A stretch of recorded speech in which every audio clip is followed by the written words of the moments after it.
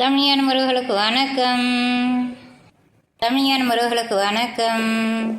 R Balakrishnan IAS அவர்களின் ஒரு பண்பாட்டின் பயணம், சிந்து முதல் வைகை வரை.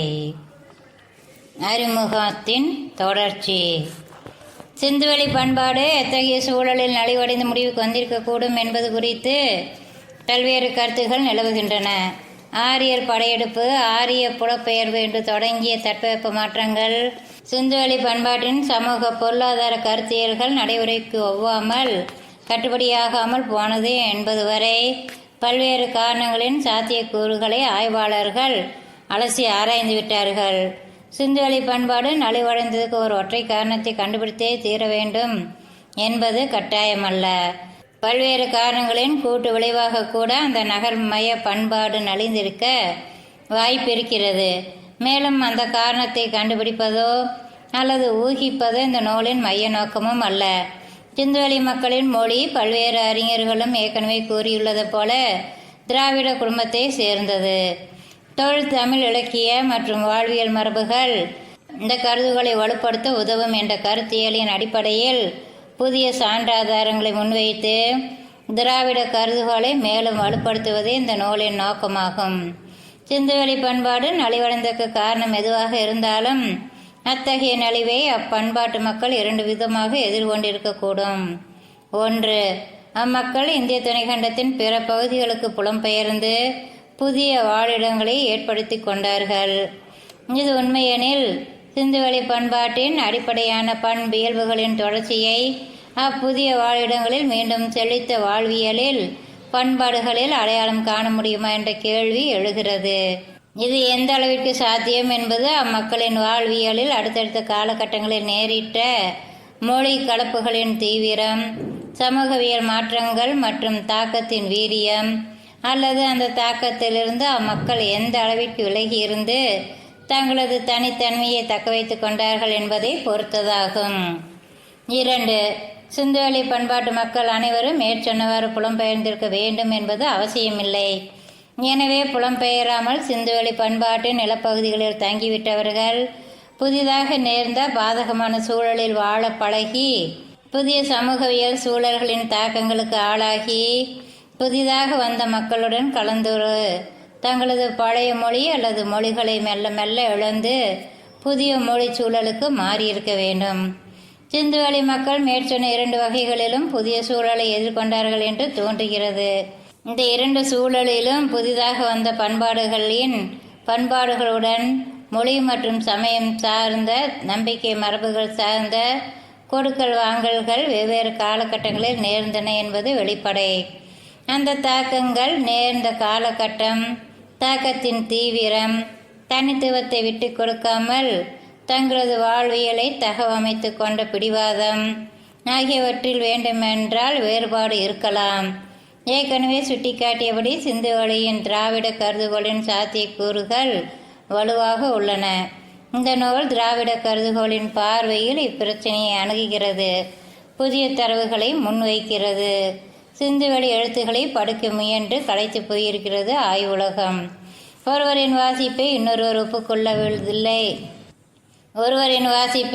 ஒப்புக்கொள்வதில்லை என்பதான முட்டுச்சந்து நிற்கின்றன வாசிப்பு முயற்சிகள்.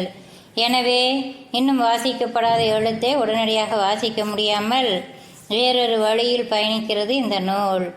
சிந்துவெளி பண்பாட்டை நெருக்கமாக அணுகி அதன் உடல் மொழியை வாசிக்க முயலும் இந்த அணுகுமுறை பல்வேறு துறைகள் சார்ந்த சான்றுகளை ஒருங்கிணைக்கிறது. அகழ்வாராய்ச்சி தடயங்கள், மொழியியல், பெயராய்வு, பண்டைய இலக்கிய சான்றுகள், தொல்கல்வெட்டுகள், சமூக மரபுகள், ஆவணப்படுத்தப்பட்ட மீள் நினைவுகள் ஆகிய களங்கள் இதில் அடங்கும். அது மட்டுமின்றி 4000 ஆண்டுகள் கால இடைவெளியையும் தாண்டி நமது சமகால சமூகங்களில் சிந்துவெளி பண்பாட்டின் நிச்சயமாக இன்றும் பிழைத்திருக்கும் சில பண்பாட்டு தடயங்களை தயக்கமின்றி கணக்கில் எடுத்து கொள்ளலாம். இத்தகைய தடயங்களை மேலும் மேலும் ஒருங்கிணைத்து ஆராய்ந்தால் இதுவரை வாசிக்க முடியாத சிந்துவெளி எழுத்துகளிலும் முத்திரை பொறுப்புகளிலும் எத்தகைய செய்தியை அல்லது வாசிப்பை எதிர்பார்க்கலாம் என்ற கணிப்பு உறுதியாக கூர்மையடையும். என்ன எழுதியிருக்கிறது என்று உறுதியாக வாசிக்க முடியாவிட்டாலும் என்ன மொழியில் எத்தகைய பண்பாட்டு சூழலில் எழுதப்பட்டிருக்கக்கூடும் என்பதையாவது உறுதி செய்ய முடியும். இந்திய துணைக்கண்டத்தின் வடமேற்கு பகுதிகளில் பிராகுயி என்ற திராவிட மொழி பேசும் மக்கள் இப்போதும் வசிப்பது சிந்துவெளியின் திராவிட கருதுகோளுக்கு ஒரு சான்று ஆதாரமாக முன்வைக்கப்படுகிறது. ஆனால் இது பற்றி மாறுபட்ட கருத்துகள் உண்டு. சிந்துவெளி பண்பாட்டிற்கும் தென்கோடை தமிழ் பண்பாட்டிற்கும் நேரடியான தொடர்பு இருந்திருக்க முடியாது என்று வாதிடுபவர்கள் முக்கியமாக சுட்டிக்காட்டுவது இவ்விரு பகுதிகளுக்கும் இடையிலான சுமார் 1400 கிலோமீட்டர் நில இடைவெளி. சிந்துவெளி பண்பாட்டின் இறுதி கட்டத்துக்கும் சங்ககால தமிழ் பண்பாட்டிற்கும் இடையிலான 1300 ஆண்டுகால இடைவெளியையும் தான் தமிழ் தொன்மங்கள் பற்றிய கால கணிப்புடன் கூடிய அகழாய்வு தடயங்களுக்கும். சிந்துவெளி அகழாய்வில் கிடைத்துள்ள பல தடயங்கள் மூலம் அப்பண்பாட்டு மக்களின் சமூக பொருளாதார வாழ்வியல் பற்றி நம்மால் சில செய்திகளை ஊகிக்க முடியும். சிந்துவெளி மக்கள் நீல நிற மணி கல்லுக்காக எங்கோ வெகு தொலைவில் ஆப்கானிஸ்தானின் வடக்கு பகுதியில் உள்ள சார்துகை என்ற இடத்திற்கு சென்று குடியேறியவர்கள். எங்கேயோ இல்லை மெசபடோமியா சென்று வணிகர் குடியிருப்பை ஏற்படுத்தி வெளிநாட்டு வணிகம் செய்தவர்கள். எனவே தொலைதூர பயணம் என்பது சிந்துவெளி மக்களின் குருதியில் ஊறியது. அவ்வாறாயின் குஜராத்தில் உள்ள லோத்தலில் துறைமுகம் அமைத்த சிந்துவெளி பண்பாட்டு வணிகர்கள் முத்து, சங்கு, தேக்கு, மரப்பலகை போன்ற ஏற்றுமதி சார்ந்த பொருட்களுக்காக இந்திய துணைக்கண்டத்தின் தென் பகுதிகளோடு நிச்சயம் தொடர்பு வைத்திருப்பார்கள் என்று எதிர்பார்ப்பதில் தவறு என்ன இருக்க முடியும்? ஏனெனில் முத்து, சங்கு, தேக்கு மரம் ஆகியவை தீபகற்ப இந்திய தொடர்புடையவை. சிந்துவெளி துறைமுக நகரங்களில் வேறு புலத்தவர்களும் வசித்திருக்கக்கூடிய சாத்தியக்கூறு உள்ளது. சுமேரிய, கில்கமேஷ், சிங்கம் போன்ற பொறுப்பை சிந்துவெளி மக்கள் தங்களுக்குரியதாக தகவமைக்கும் போது 2 சிங்கங்களுக்கு பதிலாக 2 புலிகளோடு சமரிடும் புலிக்குத்தி வீரன் பொறுப்பாக மாற்றம் பெறுகிறது. இந்த உடல் மொழி முக்கியமானது.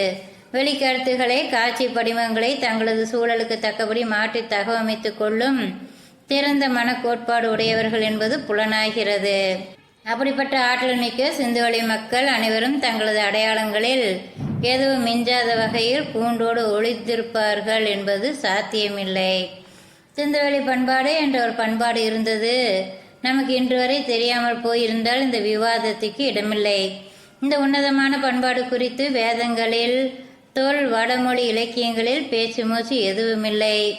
சிந்துவெளி பண்பாட்டில் வெளிப்பட்ட தடயங்களின் உடல் மொழி, பார்த்ததும் தோன்றும் முதல் உணர்வு ஆகிய அனைத்தும் புதுமையானதாக நாம் அதுவரை அறிந்திருந்த கடந்த காலத்திலிருந்து மாறுபட்டதாக இருந்ததால் அதன் முக்கியமான பண்பியல்புகளை வேத பண்பாட்டின் பின்புலத்தில் எப்படி ஒப்பிடுவது என்பது கூட புலப்படவில்லை. ஏனெனில் அது ஒரு தனி உலகம் போலவே தோன்றுகிறது. காலந்தோறும் பல்வேறு புதிய புதிய தாக்கங்களுக்கு உள்ளான வடமேற்கு இந்தியாவில் மற்றும் கங்கை சமவெளியில் எழுதப்பட்ட வடமொழி இலக்கியங்களில் சிந்துவெளி பண்பாட்டின் மேல் நினைவுகள் எதுவும் சொல்லத்தக்க அளவில் தென்படவில்லை என்பதில் வியப்பில்லை. அதை எதிர்பார்க்கவும் முடியாது.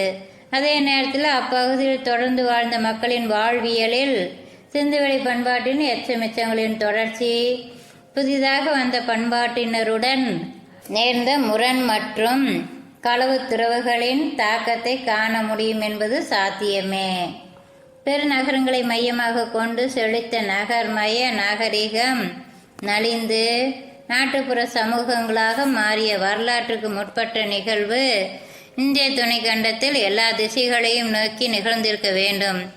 அவ்வாறு மாறுபட்ட சமூக பொருளாதார வாழ்வியல் லோத்தல், தோளவிரா போன்ற குடியிருப்புகளுக்கு தெற்காகவும் யமுனை, கங்கை, நர்மதை போன்ற நதிகளின் கரை தொட்டு கிழக்கு நோக்கியும் பரவியிருக்க வேண்டும். கிழக்கு நோக்கி நகர்ந்தவர்கள் பின் வந்தவர்களால் மேலும் மேலும் கிழக்கு நோக்கி தள்ளப்பட்டார்கள். அங்கம், மகதம், வங்கம், கலிங்கம் போன்ற பகுதிகளில் இம்மக்கள் அதிகம் வாழ்ந்திருக்கக்கூடும். பின்னர் அம்மக்கள் இந்தோ ஆரிய மொழி பண்பாட்டு தாக்கங்களுக்கு உள்ளாகி இருக்கக்கூடும். இன்னொரு பிரிவினர் லோத்தல், தோலாவிரா போன்ற ஹரப்பா பண்பாட்டு பகுதிகளிலிருந்து தெற்கு, தென்கிழக்கு திசைகளில் பரவியிருக்கக்கூடும். மத்திய இந்திய மலைப்பகுதிகளை கடந்து தென்னிந்திய தீபகற்ப பகுதிகளை அடைந்ததும் அம்மக்களின் வடக்கு வடமேற்கு தொடர்புகள் குறைந்து தங்களது பண்பாட்டு மரபுகளை கலப்படமாகாமல் பாதுகாத்து பேணி வளர்த்திருக்கக்கூடும். வடமேற்கு பகுதியிலிருந்து கிழக்கு நோக்கி நகர்ந்தவர்களின் வாழ்வியல் அனுபவங்கள் வேறு வகையாக இருந்திருக்கலாம். அதனால்தான் சிந்துவெளி பண்பாட்டின் தெளிவான தொடர்ச்சி தொல் தமிழ் இலக்கியங்களிலும் பானைகளிலும் காணப்படும். அதனால்தான் சிந்துவெளி பண்பாட்டின் தெளிவான தொடர்ச்சி தொல் தமிழ் இலக்கியங்களிலும் பானைகளில் காணப்படும் சிந்துவெளி வரி வடிவம் போன்ற கீறல்களிலும் தனித்துவமாக புலப்படுகின்றன. இந்த சாத்தியக்கூறுகளை எந்தெந்த வழிகளில் நிறுவ முடியும் என்பதுதான் இந்த நூல் தனக்குத்தானே கேட்டு விடை காண முயலும் கேள்வியாகும். இந்த முயற்சியில் பின்வரும் அணுகுமுறை உதவக்கூடும். சிந்துவெளி அகழாய்வு தடயங்கள், பொறிப்புகள், முத்திரைகள் மூலம் புலனாகும் காட்சி படிமங்கள், உடல் மொழிகள் மற்றும் உயிர்த்துணரத்தக்க கருத்தாக்கங்கள் மூலம் சிந்துவெளி பண்பாட்டின் அடிப்படையான கூறுகளை கண்டறிவது. இந்த பணியை ஏற்கனவே பல்வேறு அறிஞர்கள் தங்களது ஆய்வுகளின் மூலம் செய்திருக்கிறார்கள். அந்த வகையில் இந்த முயற்சி அதன் தொடர்ச்சி. 2.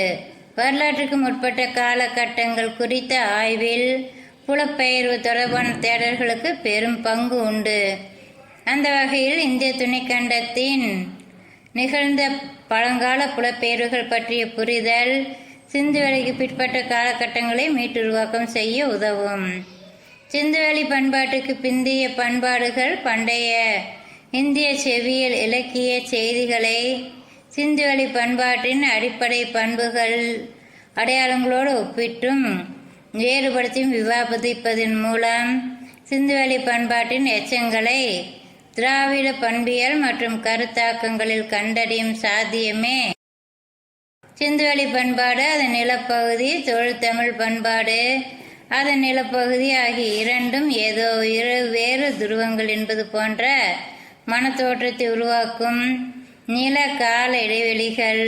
இந்த தேடலில் அப்படி ஒன்றும் கடக்க முடியாத பெரும் தடைகள் அல்ல என்பதை உறுதி செய்யும் புதிய தடயங்களை தேடிக்கொணர்ந்து விவாத பொருளாக முன்வைக்க வேண்டும்.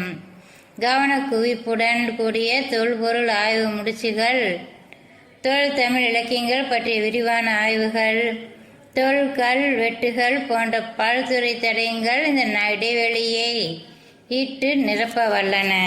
சங்க இலக்கியங்கள் சுட்டிக்காட்டும் குறிப்பிட்ட நிலப்பகுதிகளிலும் இடங்களையும் சங்க இலக்கியங்கள் தரும் தகவல்களின் அடிப்படையில் வரைபடமாக்கி அதன் மூலம் சங்க இலக்கியம் பேசும் நிலப்பகுதிகள் இடங்கள் அனைத்தையும் சங்க இலக்கிய கால அரசியல் எல்லை என்று நாம் கருதி வரும் நில வரையறைகளுக்குள் அடக்கிவிட முடியாது என்பதை நிறுவ வேண்டும்.